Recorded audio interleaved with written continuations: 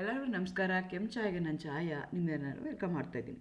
ನಾನು ಕಾಲೇಜಲ್ಲಿ chemistry ಪ್ರೊಫೆಸರಾಗಿ work ಮಾಡ್ತಾ ಇದ್ದೀನಿ. ನನ್ನ ಇಂಟೆನ್ಷನ್ ಈ ಚಾನಲ್ನ ಸ್ಟಾರ್ಟ್ ಮಾಡೋದಕ್ಕೆ ಅಂದರೆ ಸಾಧ್ಯ ಆದಷ್ಟು ಕೆಮಿಸ್ಟ್ರಿ ರಿಲೇಟೆಡ್ ಟಾಪಿಕ್ನ ಸಿಂಪಲಾಗಿ ಕನ್ನಡದಲ್ಲಿ ಬರೆಯುವಂಥ ಪ್ರಯತ್ನ ಮಾಡ್ತಿದ್ದೀನಿ. ಕೆಮಿಸ್ಟ್ರಿ ಇಷ್ಟ ಇಲ್ಲದಿರೋ ಕೆಮಿಸ್ಟ್ರಿ ಕಡೆಗೆ ಸೆಳೆಯುವಂಥ ಪ್ರಯತ್ನ ನನ್ನ ಚಾನಲಲ್ಲಿ ಮಾಡ್ತಾ ಇದ್ದೀನಿ. ಸದ್ಯಕ್ಕೆ ಪರ್ಟಿಕ್ಯುಲರ್ಲಿ ಕನ್ನಡ ಮೀಡಿಯಂ ಹುಡುಗರಿಗೆ, ರೂರಲ್ ಹುಡುಗರಿಗೆ ಹೆಲ್ಪ್ ಆಗಲಿ ಅಂತ ಕೆಮಿಸ್ಟ್ರಿನ ಕನ್ನಡದಲ್ಲಿ ಎಕ್ಸ್ಪ್ಲೈನ್ ಮಾಡುವಂಥ ರೀತಿನ ಮಾಡ್ತಾ ಇದ್ದೀನಿ. ಆ್ಯಕ್ಚುಲಿ ನಿಮಗೆ ಬೆಂಗಳೂರು ಸಿಟಿ ಯೂನಿವರ್ಸಿಟಿ ಪ್ರಕಾರ ನೀವೇನಾದರೂ ಥರ್ಡ್ ಸೆಮ್ಮಲ್ಲಿದ್ದರೆ ಸೆಕೆಂಡ್ BSc-ನಲ್ಲಿ ನಿಮಗೆ 4 ಯೂನಿಟ್ ಇದೆ ಕೆಮಿಸ್ಟ್ರಿನಲ್ಲಿ. ಅದರಲ್ಲಿ 2 ಯೂನಿಟು ಅನಾಲಿಟಿಕಲ್ ಇದೆ, 2 ಯೂನಿಟು ನಿಮಗೆ ಆರ್ಗ್ಯಾನಿಕ್ ಕೆಮಿಸ್ಟ್ರಿ ಇದೆ. ಆ 2 ಯೂನಿಟಲ್ಲಿ ಮೊದಲನೇ ಯೂನಿಟಲ್ಲಿ ಅನಾಲಿಟಿಕಲ್ ಕೆಮಿಸ್ಟ್ರಿನಲ್ಲಿ ಕ್ವಾಂಟಿಟೇಟಿವ್ ಅನಾಲಿಸಿಸ್, ಇನ್ಸ್ಟ್ರುಮೆಂಟಲ್ ಮೆಥಡ್ಸ್ ಇದೆ. ಅಂದ್ರೇನು, the concentration of the unknown solution, quantitative analysis, finding out the concentration of the unknown solution using an instrument ಮಾಡುವಂಥದ್ದು. ಆದರೆ ಆಲ್ರೆಡಿ ಕಲೋರಿಮೀಟ್ರ್ ಬಗ್ಗೆ ಸುಮಾರು 8 ವೀಡಿಯೋಸ್ ನಾನು ಆಲ್ರೆಡಿ ಅಪ್ಲೋಡ್ ಮಾಡಿದ್ದೀನಿ. ಅದೇ ಥರ ಇನ್ನೂ 2 ಇನ್ಸ್ಟ್ರುಮೆಂಟ್ನ ನಾವು ಯೂಸ್ ಮಾಡ್ತೀವಿ. ನೆಫ್ಲೋಮಿಟ್ರಿ ಅಂತ ಕರಿತೀವಿ, ಟರ್ಬಿಡೋಮಿಟ್ರಿ ಅಂತ ಹೇಳ್ತೀವಿ, ಟರ್ಬಿಡೋಮೀಟರ್ ಅಂತ ಕರಿತೀವಿ, ನೆಫ್ಲೋಮೀಟರ್ ಅಂತ ಕರಿತೀವಿ. These are the 2 different instrument that we are going to use in order to find out the concentration of the unknown solution. ಅದ್ರ ಬಗ್ಗೆ ಇವತ್ತು ಡೀಟೇಲ್ ಆಗಿ ಹೇಳೋಣ ಅಂತ ಅಂದ್ಕೊಳ್ತಾ ಇದ್ದೀನಿ. ನಿಮಗೆ ಕಲೋರಿಮೀಟರು Beer-Lambert's ಲಾ ಮೇಲೆ ಡಿಪೆಂಡ್ ಆಗುತ್ತೆ. ಇದನ್ನು Beer-Lambert's ಮೇಲೆ, ಈ 2 ಇನ್ಸ್ಟ್ರುಮೆಂಟನ್ನು Beer-Lambert's ಮೇಲೇ ವರ್ಕ್ ಆಗುತ್ತೆ. ಆದರೆ ಅಲ್ಲಿ ನಾವೇನು ಮಾಡ್ತೀವಿ ಅಂದರೆ ಕಲೋರಿಮೀಟರಲ್ಲಿ ಓನ್ಲಿ ಕಲರ್ಡ್ ಸೊಲ್ಯೂಷನ್ ತೊಗೊಳ್ತೀವಿ. ಆದರೆ ಇಲ್ಲಿ ಏನು ಮಾಡ್ತೀವಿ ಅಂದರೆ ನಿಮಗೆ ಸ್ವಲ್ಪ ಟರ್ಬಿಡ್ ಆಗಿರುವಂಥ solution, not very clear solution, precipitate ಆಗಿರುವಂಥದ್ದು, ಆ ಥರದ್ದು ಸೊಲ್ಯೂಷನ್ ತೊಗೊಂಡು we are going to find out the end point or the concentration of the unknown solution. ಅದರದ್ದು ಇಂಟ್ರೊಡಕ್ಷನು, ಪ್ರಿನ್ಸಿಪಲ್ಲು, ಇನ್ಸ್ಟ್ರುಮೆಂಟೇಷನು, ಅಪ್ಲಿಕೇಶನ್ಸ್ ಯಾವುದು, ಈ ನೆಫ್ಲೋಮೀಟರ್ ಮತ್ತು ಟರ್ಬಿಡೋಮೀಟರ್ದು, ಅದನ್ನೇ ಇವತ್ತು ಡೀಟೇಲ್ ಆಗಿ ಹೇಳೋಣ ಅಂತ ಅಂದ್ಕೊಳ್ತಾ ಇದ್ದೀನಿ. ಎಗೇನ್ ವೆಲ್ಕಮ್ ಟು ಕೆಂಚಾಯ. ನನ್ನ ಚಾನಲ್ನ ಸಬ್ಸ್ಕ್ರೈಬ್ ಮಾಡಿ, ಶೇರ್ ಮಾಡಿ. ನೀವು ನನ್ನ ಚಾನಲ್ಗೆ ಹೋಗಿ ಪ್ಲೇ ಲಿಸ್ಟ್ಗೆ ಹೋದರೆ ನಿಮಗೆ ಎಲ್ಲ ನಾನು ಅಪ್ಲೋಡ್ ಮಾಡಿರೋ ಎಲ್ಲ ವೀಡಿಯೋಗಳು ನಿಮಗಲ್ಲಿ ಸಿಗ್ತವೆ. ಸೊ ನಿಮ್ಗೆ ಆಲ್ರೆಡಿ ಗೊತ್ತಿದೆ, ಯಾವುದೋ ಒಂದು electromagnetic radiations with some intensity I ಅಂತ ತೊಗೊಂಡ್ರೆ ಅದು ಯಾವುದೋ ಒಂದು ಸಬ್ಸ್ಟೆನ್ಸ್ ಮೇಲೆ ನಿಮಗೆ ಬಿದ್ದಾಗ 4 ಥರ ಆಗುತ್ತೆ. ಒಂದು ಅಬ್ಸಾರ್ಬ್ ಆಗುತ್ತೆ, ಎರಡನೇದು ಸ್ಕ್ಯಾಟರ್ ಆಗುತ್ತೆ, ರಿಫ್ಲೆಕ್ಟ್ ಆಗುತ್ತೆ, ಇಲ್ಲಾಂದರೆ ಟ್ರಾನ್ಸ್ಮಿಟ್ ಆಗುತ್ತೆ. ಸೊ ಇಷ್ಟೆಲ್ಲ ಪ್ರೋಸೆಸ್ಸು ಆಗ್ತಾ ಹೋಗುತ್ತೆ. When the light falls on a substance, ಆ ಸಬ್ಸ್ಟೆನ್ಸ್ ಮೇಲೆ ಬಿದ್ದಾಗ ಅದೇನಾಗ್ತಾ ಹೋಗುತ್ತೆ ಅಂದರೆ ಎಷ್ಟೊಂದು ಥರ ರಿಯಾಕ್ಟ್ ಮಾಡುತ್ತೆ.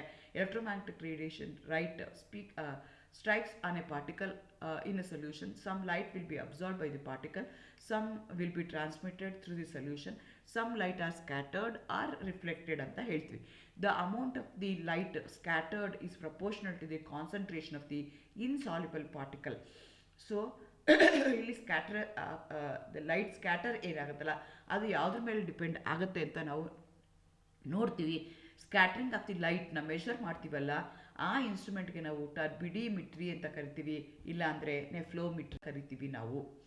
ಸ್ಕ್ಯಾಟ್ರಿಂಗ್ ಆಫ್ ಲೈಟ್ ಅಂದರೆ ಏನು, ಅದು ಎಲ್ಲೆಲ್ಲಿ ಯೂಸ್ ಮಾಡಿದ್ದೀವಿ ನಿಮಗೆ ನೋಡಿರ್ಬೋದು. ಸ್ಕೈ ಕಲರ್ ಬ್ಲೂ ಇರುತ್ತೆ, ಅದು ಯಾಕೆ ಅಂದರೆ that's also due to the scattering of light ಅಂತ ಹೇಳ್ತೀವಿ.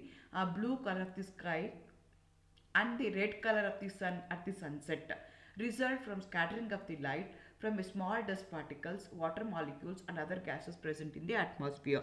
ಸೊ ನಿಮ್ಗೆ ಏನಾಗ್ತದೆ, ಲೈಟ್ ಬಿದ್ದಾಗ ರೆಡ್ ಕಲರ್ ಇರ್ಬೋದು, ಬ್ಲೂ ಕಲರ್ ಇರ್ಬೋದು, ಯಾವುದೇ ಒಂದು ಕಲರ್ಡ್ ನಿಮಗೆ ಕಾಣಿಸ್ಕೋಬೇಕು ಅಂತಂದರೆ ಸ್ಕ್ಯಾಟರ್ ಆಗಿರಬೇಕು. ಅದು ಏನಾಗುತ್ತೆ, ಲೈಟ್ ಬಿದ್ದ ತಕ್ಷಣ ಸ್ಕ್ಯಾಟರ್ ಆಗುತ್ತೆ. ಸ್ಕ್ಯಾಟರ್ ಆದಾಗ ಏನಾಗುತ್ತೆ ಅಂದರೆ ನಿಮ್ಗೆ ಏನಾಗುತ್ತೆ ಅಂದರೆ ಕಲರು ನಿಮಗೆ ಕಾಣಿಸ್ತಾ ಹೋಗುತ್ತೆ. Efficiency with which the light is scattered depends upon its wavelength. ಯಾವ ಇಂಟೆನ್ಸಿಟಿ ಮೇಲೆ, ಯಾವ ವೇವ್ ಲೆಂತ್ ಮೇಲೆ ಲೈಟು ಆ ಪಾರ್ಟಿಕಲ್ ಮೇಲೆ ಬೀಳ್ತಿದೆ ಅನ್ನೋದು ಇಂಪಾರ್ಟೆಂಟ್ ಆಗುತ್ತೆ. Sky is blue because the violet blue light are scattered to a greater extent than any other longer wavelength ಅಲ್ಲಿ ಕಾಣಿಸ್ಕೊಳ್ತೆ. ಸೊ ಸ್ಕ್ಯಾಟ್ರಿಂಗ್ ಲೈಟು ನಿಮಗೆ ಸ್ಕ್ಯಾಟ್ರಿಂಗ್ ಫೆನಾಮಿನ ನೀವು ಆಲ್ರೆಡಿ ನೋಡಿರ್ತೀರ. ಆ ಸ್ಕ್ಯಾಟ್ರಿಂಗ್ ದಿ ಲೈಟ್ ಕಂಡುಹಿಡಿತೀವಲ್ಲ, ಅದು ಕಂಡುಹಿಡಿಯೋದಕ್ಕೆ ಯೂಸ್ ಮಾಡೋ ಇನ್ಸ್ಟ್ರುಮೆಂಟ್ಸ್ಗೆ ನಾವೇನಂತ ಕರಿತೀವಿ, ನೆಫ್ಲೋಮಿಟ್ರಿ ಅಂತ ಕರಿತೀವಿ, ಟರ್ಬಿಡಿಮಿಟ್ರಿ ಅಂತ ಕರಿತೀವಿ. This is mainly used to determine the scattering of the light by the suspended particle present in the sample of the solution. So ಇಲ್ಲಿ ಕ್ಲಿಯರ್ ಸೊಲ್ಯೂಷನ್ ಇರಲ್ಲ, ಸಸ್ಪೆಂಡೆಡ್ ಪಾರ್ಟಿಕಲ್ಸ್ ಇರುತ್ತೆ, ಡಿಸ್ಪರ್ಸ್ಡ್ ಫೇಸಲ್ಲಿ ಇರುತ್ತೆ.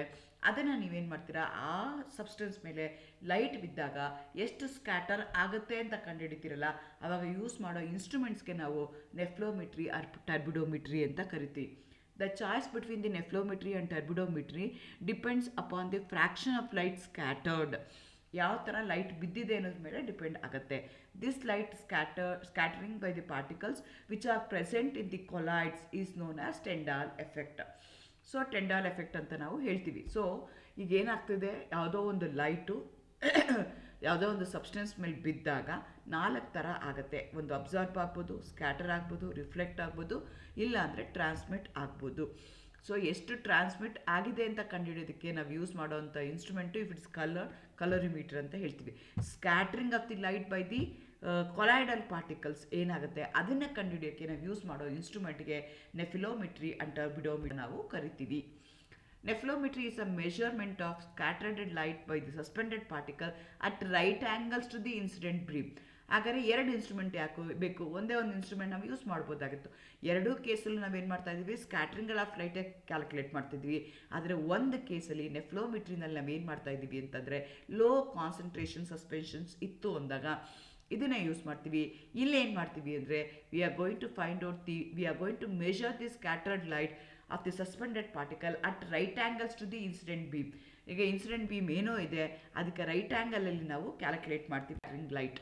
ಟರ್ಬಿಡೋಮೆಟ್ರಿನಲ್ಲಿ ಏನು ಮಾಡ್ತೀವಿ, here also we are going to find out the scattering light by the suspended particle to the incident beam. ಇಲ್ಲಿ ಏನು ಮಾಡ್ತಾ ಇದ್ವಿ, 90 ಡಿಗ್ರೀಸ್ ತಗೊಳ್ತಾ ಇಲ್ಲ, ಇನ್ಸಿಡೆಂಟ್ ಬೀಮ್ಗೆ ಏನಾಗುತ್ತೆ ಅಂತ ಕನ್ಸಿಡರ್ ಮಾಡ್ತೀವಿ. ಇಲ್ಲಿ ಹೈ ಕಾನ್ಸಂಟ್ರೇಷನ್ ಸಸ್ಪೆನ್ಷನ್ ಇದ್ದಾಗ ನಾವು ಟರ್ಬಿಡೋಮೆಟ್ರಿನ ಯೂಸ್ ಮಾಡ್ತೀವಿ. Instrument based on same principal ಮೇಲೆ ವರ್ಕ್ ಆಗುತ್ತೆ. ಆದರೆ ಅಲೈನ್ಮೆಂಟ್ ಆಫ್ ದಿ ಇನ್ಸ್ಟ್ರೂಮೆಂಟ್ ಏನಿದೆಯಲ್ಲ, ಇನ್ಸ್ಟ್ರುಮೆಂಟೇಷನ್ ಏನಿದೆಯಲ್ಲ ಸ್ಲೈಟ್ಲಿ ನಾವೇನು ಮಾಡ್ತೀವಿ, ಚೇಂಜ್ ಮಾಡಿರ್ತೀವಿ. ನೆಫ್ಲೋಮೆಟ್ರಿನಲ್ಲಿ ಇನ್ಸಿಡೆಂಟ್ ಲೈಟ್ಗೆ 90 ಡಿಗ್ರಿಗೆ ತೊಗೊಳ್ತೀವಿ. ಟರ್ಬಿಡೋಮೆಟ್ರಿನಲ್ಲಿ ಎಕ್ಸಾಕ್ಟ್ಲಿ ಇನ್ಸಿಡೆಂಟ್ ಬೀಮ್ ಹೇಗಾಗುತ್ತಲ್ಲ ಅದೇ ರೀತಿ ತೊಗೊಳ್ತೀವಿ. ಒಂದರಲ್ಲಿ ಲೋ ಕಾನ್ಸಂಟ್ರೇಷನ್ ಸಸ್ಪೆನ್ಷನ್ ಇದ್ದಾಗ ಯೂಸ್ ಮಾಡ್ತೀವಿ, ಹೈ ಸಸ್ಪೆನ್ಷನ್ ಇದ್ದಾಗ ಯೂಸ್ ಮಾಡ್ತೀವಿ. Turbidometry deals with the measurement of intensity of the transmitted light. Turbidometric measurements are made at 180 degree from the incident beam. ಅಲ್ಲಿ ಯಾವುದೇ ರೀತಿಯಾದಂಥ ನಾವು 90 ಡಿಗ್ರಿಗೆಲ್ಲ ತೊಗೊಳ್ಳಲ್ಲ, ಜಸ್ಟ್ 180 ಡಿಗ್ರಿಗೆ ತೊಗೊಳ್ತೀವಿ. The basis of turbidometric analysis is a measurement of intensity of the transmitted light as a function of the cone of the suspended particle. ನಾನು ಹಿಂದಿನ ಚಿತ್ರದಲ್ಲಿ ತೋರಿಸಿದ್ದೆ, ನಾವೇನು ಮಾಡ್ತೀವಿ, 2 ಲೆನ್ಸ್ನ ಯೂಸ್ ಮಾಡಿ ಕೋನ್ ಶೇಪಲ್ಲಿ ನೀವು ಫ್ರ್ಯಾಕ್ಷನ್ ಆಫ್ ದಿ ಲೈಟ್ನ ಕನ್ಸಿಡರ್ ಮಾಡ್ಕೊಳ್ತೀರ. Nephelometry deals with a measurement of intensity of the scattered light. ಅಲ್ಲೇನು ಮಾಡ್ತೀವಿ ನಾವು, transmitted light after scattering what is the amount of this transmitted light ಅಂತ ಕನ್ಸಿಡರ್ ಮಾಡ್ತೀವಿ. ಅದಕ್ಕೆ ಟರ್ಬಿಡೋಮೆಟ್ರಿ ಅಂತ ಹೇಳ್ತೀವಿ. ಸ್ಕ್ಯಾಟರ್ ಲೈಟ್ದೇ ಇಂಟೆನ್ಸಿಟಿ ಕಂಡುಹಿಡಿತೀವಲ್ಲ ಅದಕ್ಕೆ ನಾವು ನೆಫ್ಲೋಮೆಟ್ರಿ ಅಂತ ಕರಿತೀವಿ. In nephelometry the intensity of the scattered light is measure usually at right angles to the incident light beam. In nephelometry, the basic principle involved is the measurement of intensity of the scattered light as a function of the concentration of the distant phase. Okay, ಈ ಎರಡು ಏನಿದೆಯಲ್ಲ light scattering phenomena ಅಂತ ನಾವು ಏನು ಹೇಳ್ತೀವಲ್ಲ, ಇದು ಏನಾಗ್ತಿದೆ, either it will be there in the nephelometry ಇರ್ಬೋದು, ಟರ್ಬಿಡೋಮೆಟ್ರಿ ಇರ್ಬೋದು. ಈ ಲೈಟ್ ಸ್ಕ್ಯಾಟ್ರಿಂಗ್ ಏನಿದೆಯಲ್ಲ ಅದು ಫಿಸಿಕಲ್ ಕ್ಯಾರೆಕ್ಟರು. ಅದು ಯಾವ್ಯಾವ್ದ್ರ ಮೇಲೆ ಡಿಪೆಂಡ್ ಆಗುತ್ತೆ ಅಂದರೆ concentration of the dispersed particle ಅಥವಾ ಕೊಲೈಡಲ್ ಪಾರ್ಟಿಕಲ್ ಮೇಲೆ ಡಿಪೆಂಡ್ ಆಗುತ್ತೆ, ಪಾರ್ಟಿಕಲ್ ಸೈಜ್ ಮೇಲೆ ಡಿಪೆಂಡ್ ಆಗುತ್ತೆ, wavelength of the light that is falling on those substance ಅನ್ನೋದ್ರ ಮೇಲೆ ಡಿಪೆಂಡ್ ಆಗುತ್ತೆ, ಡಿಸ್ಟೆನ್ಸ್ ಆಫ್ ದಿ ಅಬ್ಸರ್ವೇಷನ್ ಆಗುತ್ತೆ, ಮಾಲಿಕ್ಯುಲರ್ ವೇಟ್ ಆಗುತ್ತೆ. These are the parameter which going to decide the scattering of the. So ಹಾಗಾದರೆ ಹೇಗಾಗುತ್ತೆ ಅಂತ ನೋಡ್ಕೊಳ್ತಾ ಹೋದರೆ, concentration of the particle because we are going to find out the end point based on the concentration ಆಗೋದಕ್ಕೋಸ್ಕರ this play very important role. So ಟರ್ಬಿಡೋಮೆಟ್ರಿನಲ್ಲಿ ಏನಾಗುತ್ತೆ ಅಂದರೆ, ಟರ್ಬಿಡೋಮೆಟ್ರಿನಲ್ಲಿ ಯಾವಾಗ ನಾವು ಲೋ ಕಾನ್ಸಂಟ್ರೇಷನ್ ಸ್ಕ್ಯಾಟರ್ಡ್ ಅಥವಾ ಕೊಲೈಡಲ್ ಪಾರ್ಟಿಕಲ್ಸ್ನ ತೊಗೊಳ್ತಾ ಇದ್ದೀವಿ. Low concentration of the particles for scattering of light Beer-Lambert's law is applicable. ಇದಕ್ಕೆ Beer-Lambert's law applicable ಆಗುತ್ತೆ. S = log of I/IT = K × L × C ಅಂತ ಹೇಳ್ತೀವಿ, ವಿಚ್ = log T ಅಂತ ಕರಿತೀವಿ. ಟಿ ಅಂತ ಇಲ್ಲಿ ಎಸ್ನವರು ಟರ್ಬಿಡೆನ್ಸ್ ಅಂತ ಕರೀತಾರೆ. That is again directly proportional to concentration. if you are because it going to behave the going to take the Beer-Lambert's law, again length of the tube na concentration now K concentration ಇದೆ, K constant ಇದೆ, L constant ಇದೆ, ಹಾಗಾಗಿ S is directly proportional to C ಅಂತ ಕರಿತೀವಿ. S ಅಂದರೆ ಏನು ಅಂದರೆ turbidance ಅಂತ ಕರಿತೀವಿ. ಐ ನಾಟ್ ಅಂದರೆ incident of the incident light before you starting the experiment ಏನಿರುತ್ತೆ ಅದು. ಐ ಟಿ ಅಂದರೆ intensity of the transmitted light ಅಂತ ಕರಿತೀವಿ. ಎಲ್ ಅಂದರೆ length of the tube, C ಅಂದರೆ ಕಾನ್ಸಂಟ್ರೇಷನ್, ಕೆ ಅಂದರೆ constant, kept constant depending upon the linearity of the light. ಇದು ನಿಮಗೆ ಟರ್ಬಿಡೋಮೆಟ್ರಿನಲ್ಲಿ ಆಗುತ್ತೆ. ಅದೇ ಥರ ನೆಫ್ಲೋಮೆಟ್ರಿನ ತಗೊಂಡ್ರೆ ಇಲ್ಲೇನಾಗುತ್ತೆ ಅಂತಂದರೆ Nephelometry, the equation that describe the relationship between the intensity of the scattered radiation, intensity of the incident radiation and concentration of the particle IS. ಇಲ್ಲಿ Beer-Lambert's law work ಆಗಲ್ಲ because concentration ಜಾಸ್ತಿ ಇದೆ. IS is equal to KS into I naught into C ಅಂತ ಹೇಳ್ತೀವಿ. I naught ಅಂದರೆ intensity the incident light, IS ಅಂದರೆ intensity of the scattered radiation, KS ಅಂದರೆ it is a constant which depends upon the suspended particle in suspension medium, C ಅಂದರೆ concentration ಅಂತ ತಗೊಳ್ತೀವಿ. ಇದು ಮೊದಲನೇದು ಕಾನ್ಸಂಟ್ರೇಷನ್ ಆಫ್ ದಿ ಸೊಲ್ಯೂಷನ್. ಒಂದು low concentration ಇದ್ದರೆ ಒಂದು ಇನ್ಸ್ಟ್ರೂಮೆಂಟ್ ಯೂಸ್ ಮಾಡ್ತೀವಿ, ಹೈ ಕಾನ್ಸಂಟ್ರೇಷನ್ ಇದ್ದರೆ ಒಂದು ಇನ್ಸ್ಟ್ರೂಮೆಂಟ್ನ ಯೂಸ್ ಮಾಡ್ತೀವಿ. ಎರಡನೇದು ಪಾರ್ಟಿಕಲ್ ಸೈಜ್. ಅದು ಸ್ಕ್ಯಾಟರಿಂಗ್ ಆಫ್ ದಿ ಲೈಟ್ಗೆ play very important role. The fraction of the light scattered at any angle depends upon the size and shape of the particle. So scattering is directly proportional to the square of the effective radius of the particle. In both the turbidometric and the nephelometric analysis, the most critical factor is the control of the particle size and its shape. Again ನಿಮಗೆ ಯಾವ instrument use ಮಾಡ್ತಿದ್ದೀರಾ ಅನ್ನೋದ್ರ ಮೇಲೆ particle ಸೈಜ್ನ ನಾವು ಇಟ್ಕೋಬೇಕಾಗತ್ತೆ. ಆ particle ಸೈಜ್ನ ನಾವು control ಮಾಡ್ಕೋಬೇಕಾಗತ್ತೆ. So either I can use both turbidometric ಇರ್ಬೋದು, ನೆಫ್ಲೋಮೆಟ್ರಿಕ್ ಇರ್ಬೋದು, ಎರಡನ್ನೂ ಯೂಸ್ ಮಾಡ್ಬೋದು. ಆದರೆ ಒಂದರಲ್ಲಿ ಕಾನ್ಸಂಟ್ರೇಷನ್ ಕಡಿಮೆ ಇರಬೇಕು, ಇನ್ನೊಂದರಲ್ಲಿ ಕಾನ್ಸಂಟ್ರೇಷನ್ ಜಾಸ್ತಿ ಇರೋ ಥರ ನೋಡ್ಕೋಬೇಕು. ಎಗೇನ್ ಈ ಪಾರ್ಟಿಕಲ್ ಸೈಜ್ ಏನಿದೆಯಲ್ಲ ಅದು ಯಾವ್ಯಾವ್ದ್ರ ಮೇಲೆ ಡಿಪೆಂಡ್ ಆಗಿರುತ್ತೆ ಅಂತಂದರೆ concentration of the two ions farming A PPT, ratio of the concentration of the solution, order of mixing of the PPT, temperature ಇರ್ಬೋದು, ಅಜಿಟೇಷನ್ ಇರ್ಬೋದು, pH ಇರ್ಬೋದು, ಪ್ರೆಸೆನ್ಸ್ ಆಫ್ ನಾನ್ ರಿಯಾಕ್ಟೆಂಟ್ಸ್ ಇರ್ಬೋದು. ಇದು ಎಲ್ಲದ್ರ ಮೇಲೆ ನಮಗೆ ಪಾರ್ಟಿಕಲ್ ಸೈಜು ಡಿಪೆಂಡ್ ಆಗುತ್ತೆ. So ಈಗ ಇಲ್ಲಿ ಚಿತ್ರದಲ್ಲಿ ತೋರಿಸ್ದಂಗೆ ನೋಡಿ, ನಿಮಗೆ ಪಾರ್ಟಿಕಲ್ ಸೈಜ್ ಏನಾಗಿರ್ಬೋದು, ತುಂಬ ಕಡಿಮೆ ಇರ್ಬೋದು, ಮೀಡಿಯಮ್ ಇರ್ಬೋದು, ಜಾಸ್ತಿ ಇರ್ಬೋದು. ಸ್ಮಾಲ್ ಪಾರ್ಟಿಕಲ್ಸ್ ಇತ್ತು ಅಂತ ಇಟ್ಕೊಳ್ಳೋಣ.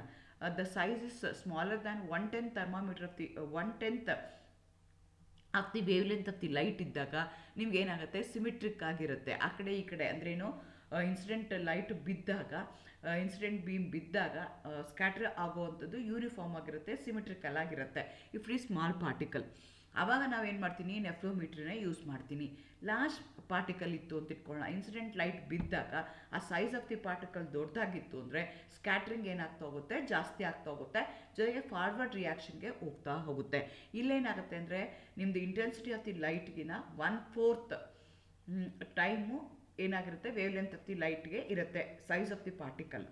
ಇನ್ನೊಂದು ತೊಗೊಂಡ್ರೆ ಲಾರ್ಜರ್ ಪಾರ್ಟಿಕಲ್, ಅದಕ್ಕಿಂತ ಜಾಸ್ತಿ ಇರೋದು ತೊಗೊಂಡ್ರೆ ಇಲ್ಲೇನಾಗುತ್ತೆ, larger than the wave length of the light, incident ಬೀಮ್ಗಿನೂ ಜಾಸ್ತಿ ಆಯಿತು ಅಂತಂದರೆ ಆವಾಗ extreme concentration of the scattering light in the forward direction. ಆದರೆ ಏನಾಗುತ್ತೆ ಅಂದರೆ ಮ್ಯಾಕ್ಸಿಮಮ್ ಮಿನಿಮಮ್ ಇರುತ್ತೆ. ಸೊ ವೈಡರ್ ಆ್ಯಂಗಲ್ಗೆ ಅದು ಮೂವ್ ಆಗ್ತಾ ಹೋಗುತ್ತೆ. ಆವಾಗ ನಾನು ಏನು ಮಾಡಬೇಕಾಗತ್ತೆ, ಟರ್ಬಿಡೋಮೆಟ್ರಿನ ಯೂಸ್ ಮಾಡಬೇಕಾಗತ್ತೆ. ಸ್ಮಾಲ್ ಪಾರ್ಟಿಕಲ್ ಇತ್ತು ಅಂದರೆ ನೆಫ್ಲೋಮೆಟ್ರಿ ಯೂಸ್ ಮಾಡ್ತೀನಿ. ಲಾರ್ಜ್ ಸೈಜ್ ಇತ್ತು ಅಂತಂದರೆ ನಾನು ಟರ್ಬಿಡೋ ಯೂಸ್ ಮಾಡಬೇಕಾಗತ್ತೆ. ಸ್ಮಾಲರ್ ಪಾರ್ಟಿಕಲ್ಸ್ ಇದ್ದಾಗ ಸಿಮಿಟ್ರಿಕಲ್ ಸ್ಕ್ಯಾಟ್ರಿಂಗ್ ಆಗುತ್ತೆ, ಲಾರ್ಜರ್ ಪಾರ್ಟಿಕಲ್ ಇದ್ದಾಗ ಅನ್ಸಿಮಿಟ್ರಿಕಲ್ ಆಗುತ್ತೆ. And the direction is towards the scattering ಅಥವಾ ಟ್ರಾನ್ಸ್ಮಿಟೆಡ್ ಕಡೆಗಿರುತ್ತೆ. ಅದೇ ಥರ ಲಾರ್ಜರ್ ಪಾರ್ಟಿಕಲ್ ಇತ್ತು ಅಂತಂದರೆ ಅವಾಗ ಅನ್ಸಿಮಿಟ್ರಿಕಲ್ ಆಗಿ ನಿಮಗೆ ಸ್ಕ್ಯಾಟ್ರಿಂಗ್ ಹೋಗುತ್ತೆ. ಇದು ಎರಡನೇ ಪಾಯಿಂಟು, ನಿಮ್ಮದು ಯಾವ ಇನ್ಸ್ಟ್ರೂಮೆಂಟ್ ಯೂಸ್ ಮಾಡಬೇಕು ಅನ್ನೋದ್ರ ಮೇಲೆ, ಸ್ಕ್ಯಾಟ್ರಿಂಗು ಯಾವುದ್ರ ಮೇಲೆ ಡಿಪೆಂಡ್ ಆಗುತ್ತೆ ಅಂತ. ಮೊದಲನೇದು ಕಾನ್ಸಂಟ್ರೇಷನ್ ಮೇಲೆ ಡಿಪೆಂಡ್ ಆಗುತ್ತೆ, ಎರಡನೇದು ಸೈಜ್ ಆಫ್ ದಿ ಪಾರ್ಟಿಕಲ್ ಮೇಲೆ ಡಿಪೆಂಡ್ ಆಗುತ್ತೆ, ಮೂರನೇದು ತೊಗೊಂಡ್ರೆ wave length of the incident light ಅಂತ ಕರಿತೀವಿ. ಸೊ ಯಾವುದು ಇಂಟೆನ್ಸಿಟಿ ಆಫ್ ದಿ ಲೈಟ್ ಬೀಳ್ತಾ ಇದೆಯಲ್ಲ ಆ ಸಬ್ಸ್ಟೆನ್ಸ್ ಮೇಲೆ, that also play a very important role. Either short wavelength ಇರ್ಬೋದು, ಇಲ್ಲ ಅಂತಂದರೆ ಲಾಂಗ್ ವೇವ್ ಲೆಂತ್ ಇರ್ಬೋದು. Shorter wavelength are scattered to a greater extent than the longer one. Wavelength of the light is chosen in such a way that analyte solution does not absorb strongly. ಇಲ್ಲಿ ನನಗೆ absorb ಮಾಡ್ಕೋಬಾರ್ದು, scattering ಜಾಸ್ತಿ ಆಗಬೇಕು. Scattering ಜಾಸ್ತಿ ಆಗೋದಕ್ಕೆ ಯಾವುದು intensity of the light ಬೇಕಲ್ಲ ಅದು ಅದ್ರ ಮೇಲೆ ಬೀಳೋ ಥರ ನಾನು ನೋಡ್ಕೋಬೇಕಾಗತ್ತೆ. Turbidometric and nephelometric measurements usually carried out using a wide ಅಂತ ಅವ್ರು ಹೇಳ್ತಾರೆ. ನೆಕ್ಸ್ಟು ನಾನು ಹೇಳ್ದಂಗೆ ನಾಲ್ಕನೇ ಪ್ಯಾರಾಮೀಟರು ಯಾವುದ್ರ ಮೇಲೆ ಡಿಪೆಂಡ್ ಆಗುತ್ತೆ ಸ್ಕ್ಯಾಟ್ರಿಂಗ್ ಅಂತಂದರೆ, ಸ್ಕ್ಯಾಟ್ರಿಂಗ್ ಯಾವುದ್ರ ಮೇಲೆ ಡಿಪೆಂಡ್ ಆಗುತ್ತೆ, ಕಾನ್ಸಂಟ್ರೇಷನ್ ಮೇಲೆ ಡಿಪೆಂಡ್ ಆಗುತ್ತೆ, ಸೈಜ್ ಆಫ್ ದಿ ಪಾರ್ಟಿಕಲ್ ಮೇಲೆ ಡಿಪೆಂಡ್ ಆಗುತ್ತೆ. ಮೂರನೇದು intensity of the light falling on that ಅದ್ರ ಡಿಪೆಂಡ್ ಆಗುತ್ತೆ. ನಾಲ್ಕನೇದು molecular weight of that particular substance ಆಗುತ್ತೆ, that going to have a direct relationship. ಅದಾದಮೇಲೆ ಡಿಸ್ಟೆನ್ಸ್ ಆಫ್ ಅಬ್ಸರ್ಬೆನ್ಸ್ ಅಂತ ಹೇಳ್ತೀವಿ, ಅಬ್ಸರ್ವೇಷನ್ ಅಂತ ಕರಿತೀವಿ. ನಾವು ಎಲ್ಲಿ ನೋಡ್ತಾ ಇದ್ದೀವಿ, the light scattering decreases by the distance r squared from the light scattering particle to the detector. So S is directly proportional to 1 by r squared ಅಂತ ಹೇಳ್ತಾರೆ. ನೀವು ದೂರ ಹೋದಷ್ಟು ಸ್ಕ್ಯಾಟ್ರಿಂಗ್ ಆಫ್ ದಿ ಪಾರ್ಟಿಕಲ್ಸ್ ಏನಾಗ್ತಾ ಹೋಗುತ್ತೆ. ಸೊ ಇಷ್ಟು ನಿಮಗೆ ಬ್ಯಾಕ್ಗ್ರೌಂಡಲ್ಲಿ ಗೊತ್ತಿರಬೇಕಾಗತ್ತೆ. ಈಗ ಇನ್ಸ್ಟ್ರೂಮೆಂಟಿಗೆ ನೋಡೋಣ. ಐದರ್ ನೆಫ್ಲೋಮೆಟ್ರಿ ಇರ್ಬೋದು, ಟರ್ಬಿಡೋಮೆಟ್ರಿ ಇರ್ಬೋದು, ಎರಡೂ ಏನಾಗುತ್ತೆ, ಸ್ಕ್ಯಾಟ್ರಿಂಗ್ ಆಫ್ ದಿ ಲೈಟೇ ಐಡೆಂಟಿಫೈ ಮಾಡುತ್ತೆ. ಬಟ್ ಅದ್ರ ಕಾನ್ಸಂಟ್ರೇಷನು, ಪಾರ್ಟಿಕಲ್ ಸೈಜ್ ಮೇಲೆ ನಾನು whether I have to go for nephelometry or I have to go for turbidometry ಅನ್ನೋದು ನೀವು ಡಿಸೈಡ್ ಮಾಡ್ಕೋಬೇಕಾಗತ್ತೆ. ಎರಡೂ ಇನ್ಸ್ಟ್ರೂಮೆಂಟಲ್ಲಿ ಬೇಸಿಕ್ ಆಗಿ ಇರುವಂಥದ್ದು ಕಾಂಪೊನೆಂಟ್ಗಳು ಯಾವ್ಯಾವುದು ಅಂತಂದರೆ, ಸೋರ್ಸ್ ಇರಬೇಕು, ಲೈಟ್ ಸೋರ್ಸ್ ಬೇಕು, ಫಿಲ್ಟರ್ಸ್ ಬೇಕು ಅಥವಾ ಅದಕ್ಕೆ ಮಾನೋಕ್ರೋಮ್ಯಾಟರ್ಸ್ ಅಂತ ಕರೀತಾರೆ. ಆಮೇಲೆ ಸ್ಯಾಂಪಲ್ ಸೆಲ್ ಕುವೈಟ್ಸ್ ಅಂತ ಕರೀತಾರೆ. ಅದಾದಮೇಲೆ ಡಿಟೆಕ್ಟ್ ಮಾಡುತ್ತೆ. ಅದಾದಮೇಲೆ ರೀಡ್ಔಟ್ ಡಿವೈಸ್ ಜಾಸ್ತಿ ಇರೋ ಥರ ನೋಡ್ಕೋಬೇಕು. ಎಗೇನ್ ಈ ಪಾರ್ಟಿಕಲ್ ಸೈಜ್ ಏನಿದೆಯಲ್ಲ ಅದು ಯಾವ್ಯಾವ್ದ್ರ ಮೇಲೆ ಡಿಪೆಂಡ್ ಆಗಿರುತ್ತೆ ಅಂತಂದರೆ, concentration of the 2 ions farming A PPT, ratio of the concentration of the solution, order of mixing of the PPT, temperature ಇರ್ಬೋದು, ಅಜಿಟೇಷನ್ ಇರ್ಬೋದು, pH ಇರ್ಬೋದು, ಪ್ರೆಸೆನ್ಸ್ ಆಫ್ ನಾನ್ ರಿಯಾಕ್ಟೆಂಟ್ಸ್ ಇರ್ಬೋದು. ಇದು ಎಲ್ಲದ್ರ ಮೇಲೆ ನಮಗೆ ಪಾರ್ಟಿಕಲ್ ಸೈಜು ಡಿಪೆಂಡ್